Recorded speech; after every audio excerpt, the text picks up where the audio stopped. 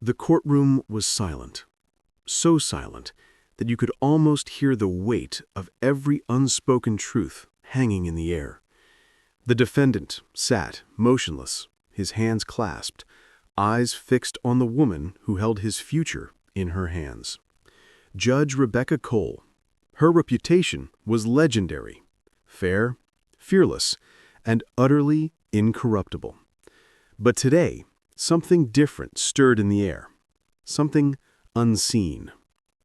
The defendant, Daniel Mercer, looked calm on the outside, but behind that calm was panic, raw, suffocating panic. He had built an empire once, stood in boardrooms where men twice his age took notes when he spoke. But now he was the accused. Embezzlement, fraud, betrayal of trust. The headlines had already buried his name, but Daniel wasn't ready to be forgotten. Not yet. The judge adjusted her glasses and looked down at the file before her. "Mr. Mercer," she said evenly, "you understand the severity of the charges." He nodded once. His lawyer's hand tightened on his shoulder, a silent reminder to stay calm, stay humble. But Daniel wasn't listening anymore. His mind was on the small envelope inside his jacket, the envelope that wasn't supposed to exist. He had thought about this moment for weeks, about the words he would say, about the exact tone to use. He had rehearsed it in the mirror, late at night, when the sound of his own breathing felt like judgment. "Your Honor," he said quietly, "may I request a moment, privately?" The prosecutor frowned, surprised. Judge Cole raised an eyebrow, but agreed. 5 minutes. Chambers. As the courtroom murmured, Daniel stood. His steps were slow, deliberate, but his pulse raced. He followed the judge into her chambers, a quiet space lined with shelves of old law books and a single window that caught the morning light. The door closed behind them. For a long moment, neither spoke. Judge Cole remained standing, her robe still, her gaze sharp as glass. "What is this about, Mr. Mercer?" Daniel's hand trembled slightly as he reached into his jacket. The sound of paper rustling filled the silence. He placed the envelope on the table between them. "I know the rules, Your Honor," he said softly, "but sometimes rules destroy people who were just trying to survive." Judge Cole's eyes didn't move. They were cold, unflinching. "Are you suggesting what I think you are?" Daniel swallowed hard.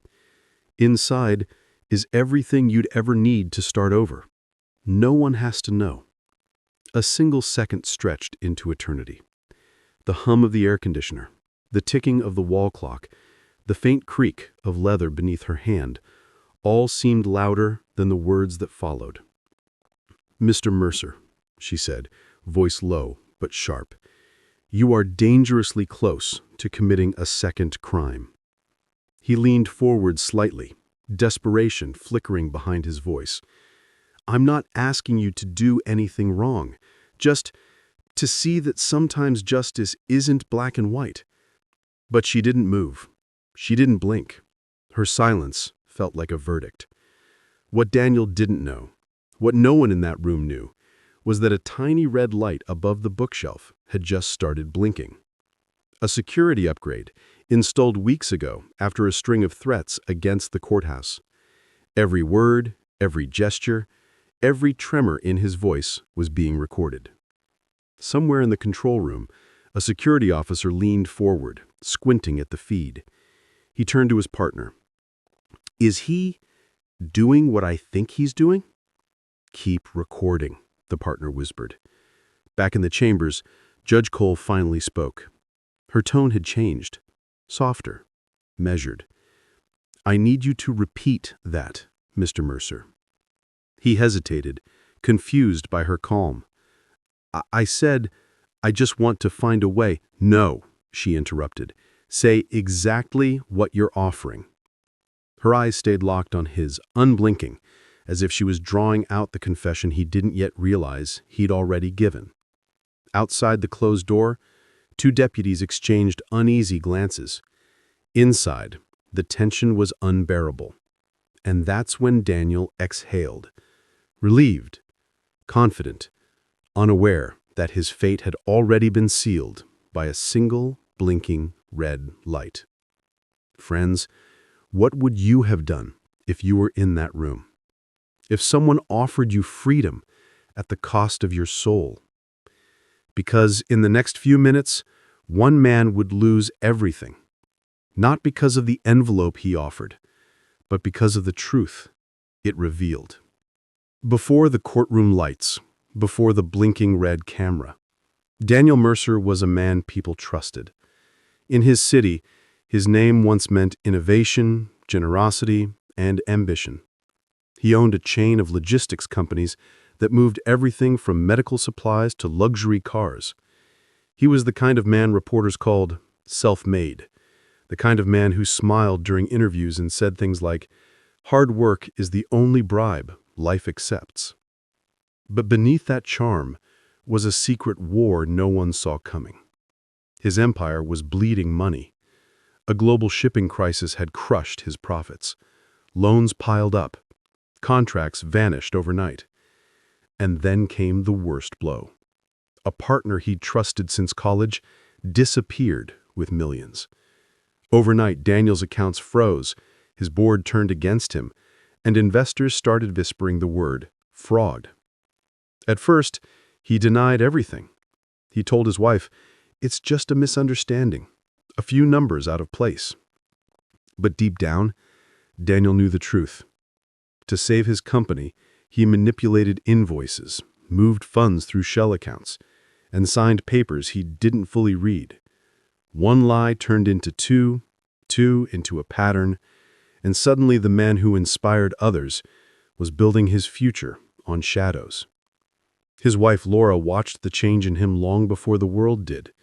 She noticed the sleepless nights, the sharp tone at dinner, the phone calls he wouldn't answer in front of her. She would later tell investigators, "I didn't recognize him anymore. He looked like Daniel, but his eyes, they were tired of pretending." When federal agents raided his office, Daniel stood there, silent. They asked him to step aside as they seized his computers. He didn't argue, he didn't shout. He just whispered to himself, "I can fix this." That whisper turned into a dangerous belief, the illusion that he still had control. Even when his trial date was announced, he convinced himself he could outthink the system. He had outsmarted competitors, politicians, even market crashes. Surely he could outsmart a courtroom. But Judge Rebecca Cole wasn't like anyone he'd dealt with before. Judge Rebecca Cole had spent 20 years climbing through the ranks of the justice system. She was known for fairness, but also for an unwavering spine. In every courtroom she entered, truth wasn't a suggestion. It was the air everyone breathed. Colleagues admired her. Defendants feared her. She wasn't cruel, but she never compromised, not even once. Her path to the bench hadn't been easy. She was the daughter of a factory worker who believed in rules and consequences. Growing up, she watched her father refuse bribes from suppliers who wanted him to approve faulty parts. He'd say, "An undishonest dollar never stays in your pocket long." Those words became her compass. So when she looked at Daniel Mercer's file, the charges, the evidence, the pattern of deceit, she didn't see just another businessman in trouble. She saw a man who had chosen lies over accountability, wealth over dignity. But she also saw something else. Fear. The kind of fear that makes people destroy themselves trying to stay afloat. In her chambers, before the trial began, she had told her clerk, "I can already see how this man thinks. He believes truth is negotiable." That's the most dangerous kind of belief. On the other side, Daniel's lawyer had warned him, "Judge Cole doesn't play games. Be respectful, be honest, and maybe, just maybe, you'll have a chance." But Daniel didn't hear that last part. He was too busy planning his own strategy, which had nothing to do with evidence or remorse. He told himself he wasn't evil.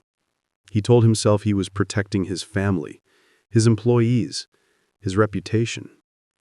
"Everyone bends the rules," he whispered one night, staring into his bathroom mirror.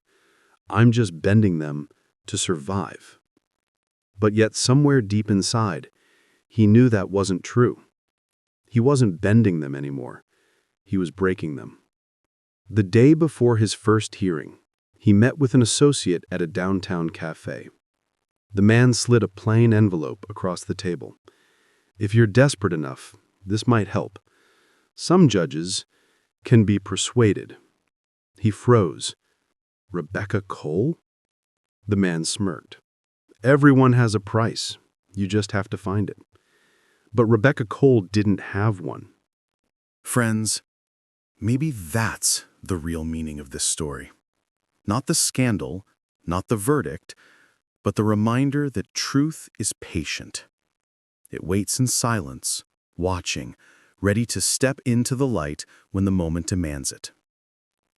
So next time you find yourself at that crossroads, when doing the right thing feels too costly, remember Daniel Mercer.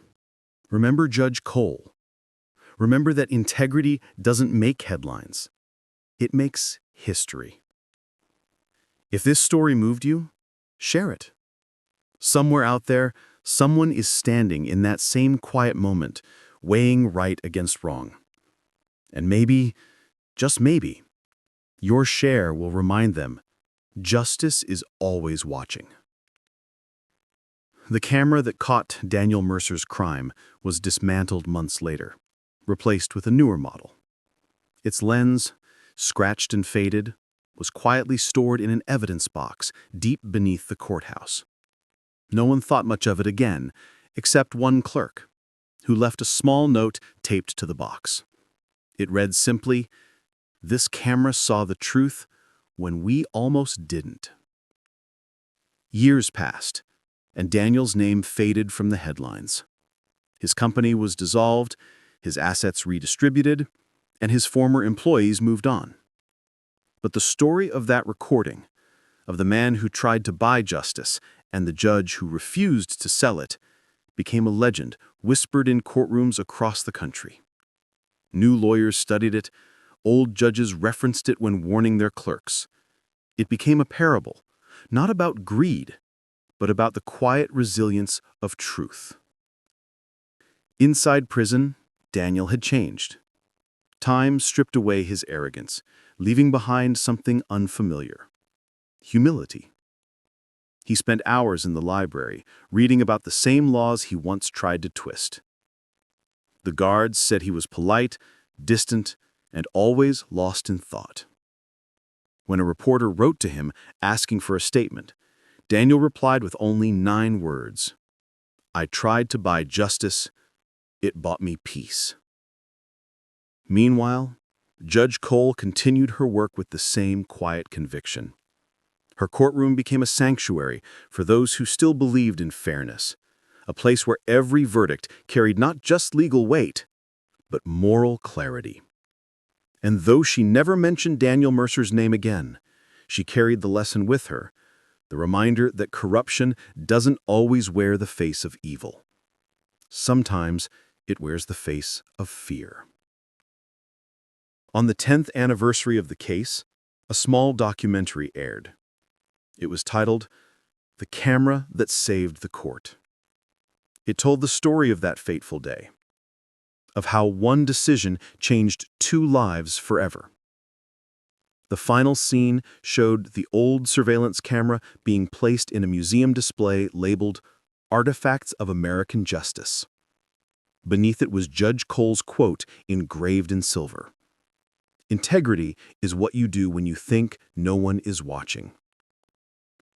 The crowd that attended the unveiling was silent as the lights dimmed. A few people cried. Some just stood there, staring at the lens that had witnessed a man's downfall and, in a strange way, his redemption. Because Daniel Mercer's story wasn't only about punishment. It was about reflection.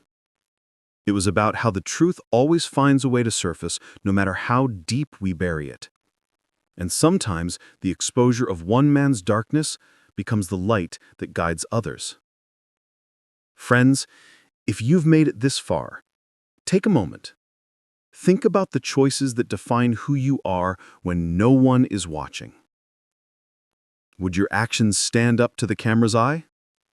Would your words hold their shape if the world saw them unfiltered? Because maybe that's the ultimate lesson of all. Justice doesn't begin in a courtroom. It begins in conscience. And the hidden camera, the judge, the verdict, they're only reflections of something far greater. The quiet war between who we are and who we pretend to be. So if this story touched you, share it. Not for the scandal, but for the reminder that truth has no price. Somewhere out there, someone is standing in that same quiet moment, weighing right against wrong. And maybe, just maybe, your share will remind them, justice is always watching. Months later, an unexpected letter arrived at Judge Cole's office. The envelope was plain, unmarked, and carried the faint scent of paper that had traveled far. Inside was a single handwritten page. Your Honor, I don't know if you'll read this, but I needed to write it. The first few years in prison broke me. I blamed everyone, you, the prosecutors, even the camera. But time has a way of stripping you bare. Eventually, there's nothing left to argue with but the truth. You were right. Integrity isn't something you can buy, but it's something you can lose, one compromise at a time. I don't know what forgiveness looks like, but I hope someday to earn a piece of it. It was signed, simply, Daniel Mercer. Judge Cole read it twice. Then she folded the letter neatly and placed it in a small box on her desk, the same box that held her father's watch and the first gavel she ever used. She didn't smile, but her eyes softened, the kind that softened only from seeing redemption bloom in unexpected places. That night, she walked through the empty courthouse. The halls were quiet, the echoes familiar. She paused outside the very chamber where Daniel had made his offer years ago. For a long moment, she just stood there, remembering the sound of the envelope sliding across the wood, the blinking red light, the words she had spoken. Integrity is what you do when you think no one is watching. Then she whispered to herself, and sometimes, mercy is what you show when everyone is. From that day on, she began teaching a seminar at a local university. Not about law, but about ethics. Her first lecture started with a single question. What would you do if no one could ever find out? Students leaned forward, listening. She told them about a man who once thought his money could buy freedom, and how a hidden camera proved that the only real freedom comes from honesty. Daniel was released 3 years early for good behavior. He walked out of prison quietly, carrying nothing but a stack of books and a photograph of his wife. She hadn't visited often, but she hadn't stopped writing either. There was forgiveness between them now. Not spoken, but alive. They moved to a small town far from headlines where no one knew his name. He worked at a local repair shop, fixing things for people who couldn't afford much. Some days, he'd smile to himself as he tightened a screw or replaced a cracked lens. He'd say, softly, funny. How life gives you second chances when you finally stop trying to buy them. One afternoon, a young man came into the shop, studying Daniel with a curious look. You're that guy from the story, aren't you? The one with the judge." Daniel froze for a moment, then nodded. "Yes," he said quietly. "That was me."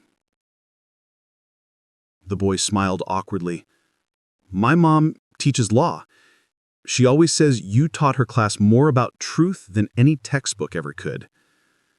Daniel didn't know what to say. He just handed the boy his change and said, "Tell her I learned something too.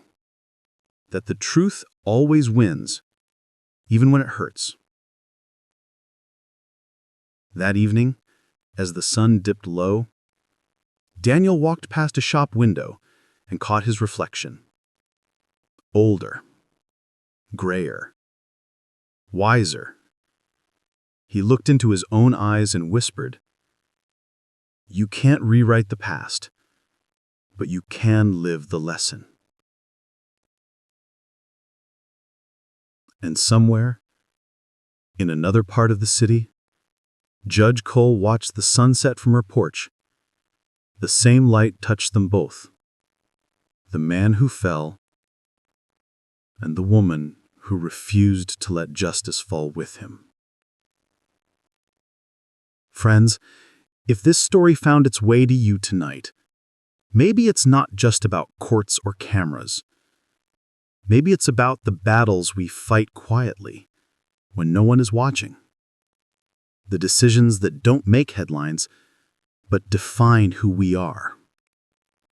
Because sometimes the greatest act of justice isn't punishment, it's transformation. And sometimes